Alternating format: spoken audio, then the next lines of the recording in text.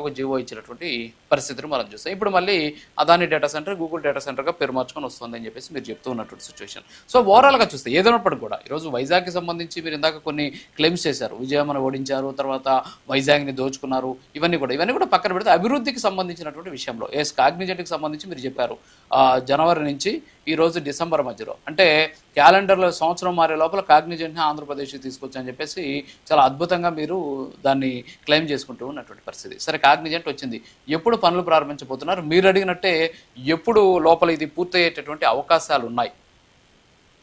Sir, ఈ రాష్ట్ర ముఖ్యమంత్రి, ఈ రాష్ట్ర ఐటీ శాఖ మంత్రివర్యులు నిన్న 12వ తారీఖున విశాఖపట్నం ఇచ్చేసి ఆల్రెడీ భూమి పూర్తి చేసి స్టార్ట్ చేసిన చరిత్ర మీరు ఒకసారి లైవ్ లో చూడొచ్చు. నేను ఒకటి అడుగుతున్న విశ్లేషకుల గారికి ఇందాక ఒక మాట బాగా చెప్పారు. గౌరవ్ జగన్మోహన్ రెడ్డి గారికి నేను ఒక మాట అంటే సూటుగా, ఎందుకంటే ఈరోజు అడగాల్సి వస్తుంది.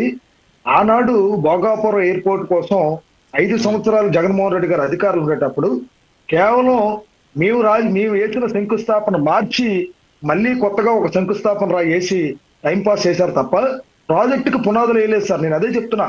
ఈరోజు కేంద్రంలో ఏవియేషన్ మినిస్టర్ గా రామ్మోహన్ నాయుడు గారు ఉన్నారు కాబట్టి ఈరోజు 89%, 89% ఈరోజు భోగాపురం ఎయిర్పోర్ట్ పూర్తి చేసుకోగలిగాం. 100% పూర్తి చేసుకోగలిగాం. రేపో మాపో మొదటి ఫ్లైట్ భోగాపురం నుంచి స్టార్ట్ చేయబోతున్నాం. నేను అడుగుతున్నా ఈరోజు, నేను ఒకటి, ఆ రోజు అమరావతి రైతుల కోసం ఇందాక సురేష్ గారు ఒక మాట చెప్పారు. 5 సంవత్సరాల పాటు అమరావతి రైతులు రోడ్లెక్కి మాకు జగన్మోహన్ రెడ్డి వద్దురా బాబు మొర్రో అని చెప్పి ఆమర నిరాదీక్షలు చేస్తే ఆ రోజు వీడియోలు తీసుకొని లైవ్ టెలికాస్ట్లు పెట్టుకున్న చరిత్ర ఆ రోజు జగన్మోహన్ రెడ్డి కాదా? నేను అడుగుతున్నా. ఆ రోజు బయటికి రావాలంటే అమరావతి నుంచి మన అసెంబ్లీ నుంచి జగన్మోహన్ రెడ్డి గారు ఇంటికాలకి వెళ్ళాలంటే పరదాలు కట్టుకొని వెళ్ళిన చరిత్ర మర్చిపోయారని అడుగుతున్నా. నేను ఇవన్నీ వాస్తవాలు సార్, ఇందులో ఏది నేను అబద్ధం చెప్పట్లా. ఈరోజు ఫ్రీడమ్ ఆఫ్ ఫైట్స్ ఈరోజు ఫ్రీగా, ఇందాక పాపం ఆయన జనసేన నాయకులు ఒక మాట చెప్పారు. ఈరోజు 50 ఎకరాల భూమి ఇవ్వలేక రైల్వే జోన్ తీసుకురాలేకపోయారు ఆనాడు. నేను అదే అడుగుతున్నా. ఈరోజు వాస్తవాలు ప్రజలకు తెలియజేయండి. ఈ రాష్ట్ర ప్రజలకు కావాల్సింది వాస్తవాలు. ఈరోజు మీ మంత్రి మీరు దగ్గర పెట్టుకొని మీరు రైట్ హ్యాండ్ గా తెప్పుకున్న వైవి సుబ్బారెడ్డి, విజయసాయి రెడ్డి పరిస్థితి ఏంటి సార్? ఈరోజు వైసీపీ పార్టీలో ఎందుకు ఈరోజు ఎందుకని విజయసాయి రెడ్డిని విశాఖపట్నం ఇన్ఛార్జ్ కింద పెట్టి ఎందుకు ఈ రోజు విజయసాయి రెడ్డి బయటకు వెళ్ళిపోయాడని అడుగుతున్నా. ఈరోజు అరబిందో ఫార్మా ఎవరు సార్? అది అరబిందో ఫార్మా ఎవరిది? స్వయాన విజయసాయి రెడ్డి బంధువులది కాదా? సొంత కూతురుది కాదా? ఈరోజు విశాఖపట్నంలో ఏదైతే రుషికొండ దగ్గర దోచుకున్న భూములు కట్టబెట్టారని ఆనాడు చూడలేదా? మేము అడ్డుకోకపోతే ఈరోజు ఏం జరిగేది? ఆనాడు మేము అడ్డుకోకపోతే ఆ రోజు మా మీద 14 కేసులు పెట్టారు సార్ నా మీద. ఆ రోజు వైసీపీ గవర్నమెంట్ 5 సంవత్సరాలు అధికారులు ఉండేటప్పుడు 14 కేసులు నేను ఎదుర్కొన్నాను. ఆ రోజు నేను ఫైట్ చేయకపోతే పరిస్థితి ఏంటి సార్ అని అడుగుతున్నా. ఎన్నిసార్లు వచ్చారు సార్ జగన్మోహన్ రెడ్డి గారు రాష్ట్ర ముఖ్యమంత్రి ఉండి? కేవలం 13 సార్లు మాత్రం విశాఖపట్నం వచ్చారు.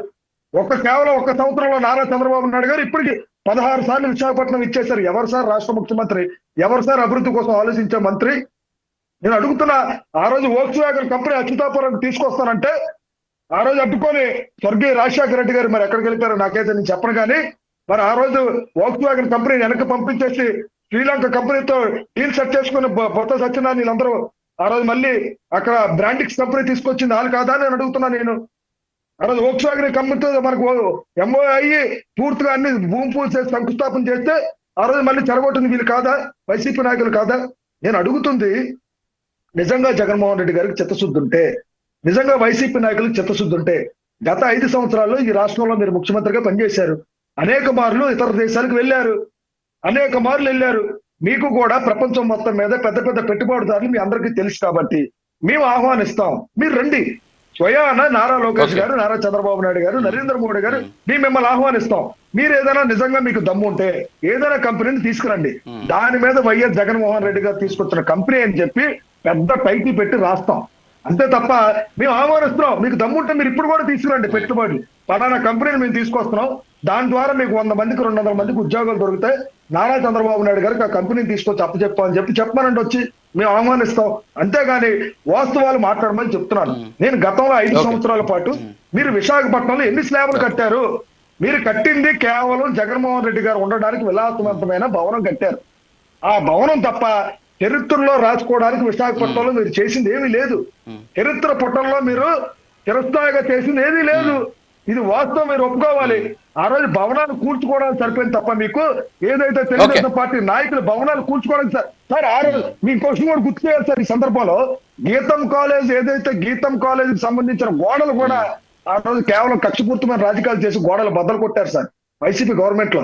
వాస్తవంగా మీరు అందరూ దీన్ని వినాలి. ఆ రోజు వాస్తవంగా జరిగింది.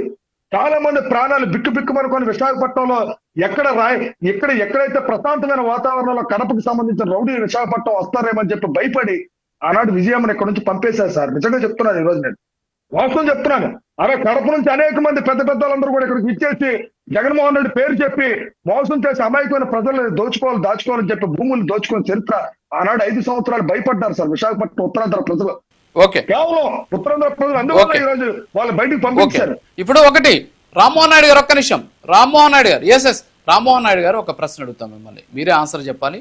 మీరే దాని మీద ఎలా రియాక్ట్ అవుతారో నాకు తెలియదు. పీసీఆర్ ఒకసారి ఆ డాక్యుమెంట్ ప్లే చేయండి సార్. ఇది వచ్చేసి ప్రోగ్రెసివ్ ఎలక్టోరల్ ట్రస్ట్ అంటాం అనమాట, పిఈటి అంటాం.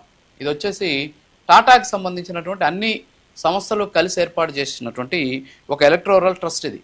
మీరు నాకు తెలిసి ఏప్రిల్లో అనుకుంటాను టీసీఎస్కి వైజాగ్లో భూములు ఇస్తాం, 99 పైసలకి ఎకరా ఇస్తామని చెప్పేసి ఒక నిర్ణయం తీసుకోవడం జరిగింది మంత్రివర్గ సమావేశంలో. సో ఇప్పుడు ఇది నేను చూపిస్తున్నటువంటి డాక్యుమెంటు మీకు వచ్చేసి అక్టోబర్ 24వ తేదీకి సంబంధించినటువంటి డాక్యుమెంటు. అక్టోబర్ 24వ తేదీన ఈ ప్రోగ్రెసివ్ ఎలక్టోరల్ ట్రస్ట్ ద్వారా 10 కోట్ల రూపాయలు వైఎస్ఆర్ కాంగ్రెస్ పార్టీకి చెక్కు రూపంలో విరాళంగా వెళ్ళినటువంటి పరిస్థితి.